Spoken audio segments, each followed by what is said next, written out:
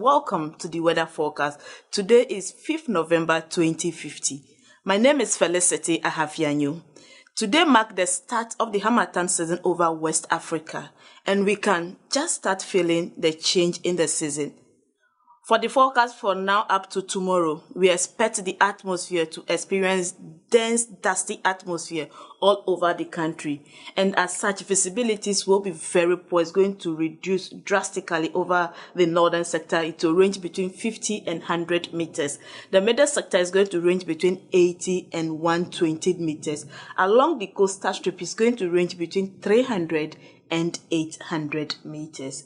As we can see, the visibilities are very poor, and in view of this, the civil aviation has closed down all airports to the traveling public.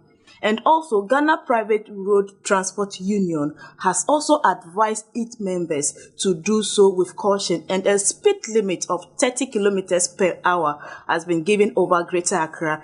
10 kilometers per hour has been given over the middle sector. And for the northern sector, no road transportation is expected over that area. Visibilities are still very poor, and it's going to stay with us for a couple of days. In terms of relative humidity, it's also on the low side, about 5% over the north, 10% over the middle sector, 15 to 25% over the coastal strip. And as we can see, the atmosphere is very dry, looking for water. And this is the time that fire outbreaks will be on the rampart, especially domestic fires, factory, and then bush fires also. And then with this, from records from the National Fire Service Authority, it has indicated that for the past few days, the fire outbreaks record has increased significantly. And we are cautioning the public that we should handle fire with caution. Report from the Intergovernmental Panel on Climate Change indicates that human activities are the major contributors to climate change. Climate change, the signs are here. During the rainy season, rainfalls are heavy, and now the Harmattan is very severe. So we can see on the 6th of March 2014, this is what the President of Ghana, His Excellency John Dramani Mahama, had to say about climate change. We have heard the word climate change mentioned over and over again. It has not been normal for rainstorms like this to happen at this time of the year, early in March. One would have thought that the Harmattan weather will still be in control. And so what it means, as we've often been told, is that we must implement climate change adaptability. We've heard it all from the President, His Excellency John Dramani Mahama. We need to take action now to save our future.